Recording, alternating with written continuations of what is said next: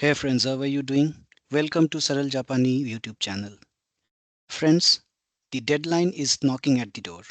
This is the last and final call for students applying for Japan government's MEXT scholarship for the year 2026 in research category, either for master's degree or for doctoral or PhD degree, to submit the preliminary application form immediately with no further delay because the deadline is 13th of May. In this video, we shall provide you final tips towards submission of your preliminary application form as some of you have requested for it. So yesterday I received two emails at least in which you have requested me to give some guidelines as to what should be written in the email for submitting the preliminary application form to the embassy. So I will explain, I will provide details for that. But before that, let's summarize what we have done so far as part of preparing the application form. So those of you who have not yet submitted the application but are preparing or making the application ready. So for you, before you submit, you can go through these three videos one more time so that you do not miss something or you do not make any mistake in the application form. Since there will be lots of elimination, so ensure that your application is as per the guidelines provided by the embassy. So there are three videos. The first one is MEXT 2026 Scholarships for Research Applications Guidelines. The second video is how to write research theme and research plan. And third one is how to fill application form, the preliminary application form. And in this video, a complete step-by-step explanation has been given. You will find the links to each of these videos in the description section of this particular video, and do watch them if you are yet to fill up the application or you have already filled up but not yet submitted the application. So there is still some time you can verify your application and to make sure that you have not missed something or you have not filled something incorrectly. Time is running out, so hurry up. And for those who didn't even know about this scholarship and this is the first time you are hearing about it, for you also there is still 2 days left. So if you can make it, then do watch these videos and prepare your application quickly so that you can submit before the deadline of 13th of May, which is for Indian applicants. So for if you are not from India, then you can visit the Embassy of Japan website for your country, and there you will find the last date of submission.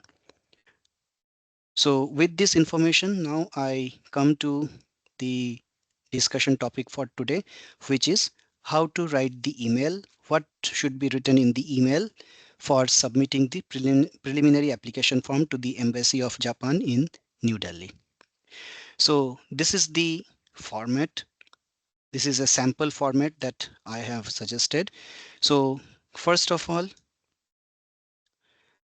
the email ID. So this is the email ID to which you must send the application form. So do not send to any other email ID or do not copy any other email ID in your email. So scholarship-india@nd.mofa.go.jp. This is the email ID that has been provided by the embassy for the submission of the preliminary application form for research students for MEXT Scholarship 2026.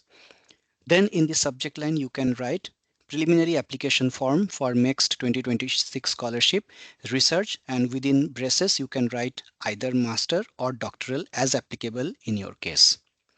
Then in the body, you can write, Dear Sir, Madam, kindly find attached my preliminary application form for MEXT 2026 scholarship for research students. And again, within braces, you can write the same thing, either master degree or doctoral degree. Please let me know if any further information is required from my side.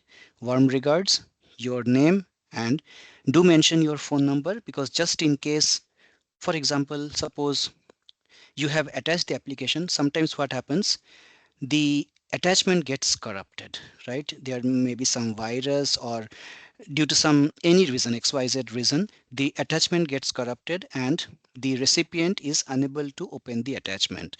So this is the reason why you should always provide your phone number.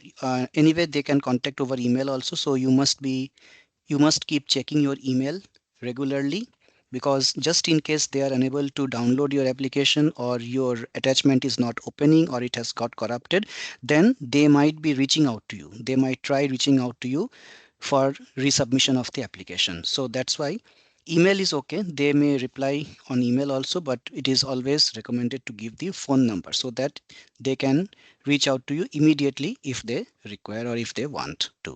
So that's all. So this is the format. This is very simple format. There is no rocket science in this. So just write few lines and attach the preliminary application form, and the format, the file name is already there in that file. Preliminary application form for 2026 scholarship. This is something like that. It's already there.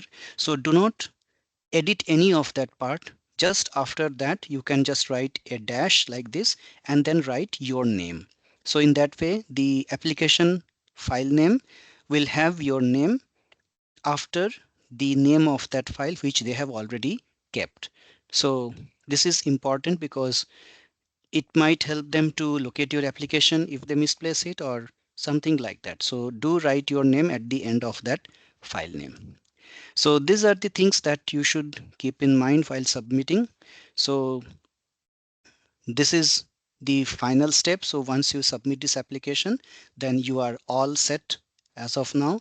And towards the end of the month, they will be notifying you if your application has got shortlisted for the next stage. That is, next step is the written examination that will be held as per information, as per dates given on the embassy website. So deadline for Indian applicants applying for MEXT 2026 scholarship is 13th of May. This is the deadline for submitting the preliminary application. So you can submit until 23:59, that is 11:59 p.m. IST on the 13th of May. And beyond after that, they may not be considering your application. So ensure that you send it before this deadline. And if you have any queries after watching the 3 videos that I have suggested, you can write to me. My email ID is saraljapani@gmail.com. So I respond to each and every email that I receive. So within a day, you will get my response. And the next step will be to prepare for the written test. So for research scholarship applicants, there will be 2 tests. One is for English and one is for Japanese. So I have already told about Japanese, that if you already know Japanese a little, then you should be able to answer several questions. That should not be a problem.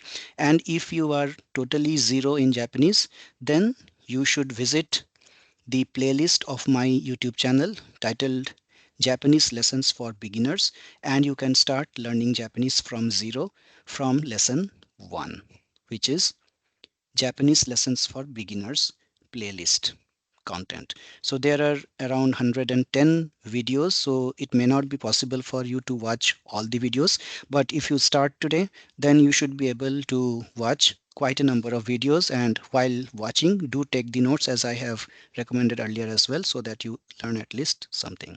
So we will discuss more on that in a later on video. And for English test also, we will discuss what to expect in the English test.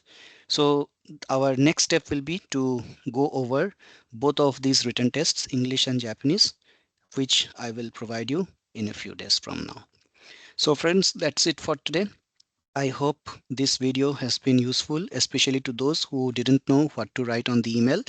And my best wishes are with each one of you. I really hope that you get through this process and you come out successful in this screening process, and you finally land up on Japan and do your dream higher studies there on the land of dreams. Japan is an amazing country to live and to settle. Friends, if you have not yet subscribed to my channel, please do so. Saral Japani is the channel where we talk about Japan and Japanese.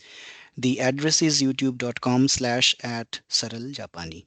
Thank you so much for watching this video, and I hope the videos are being helpful to you in your application process and also in your learning of the Japanese language. Thank you and see you next time. Goodbye.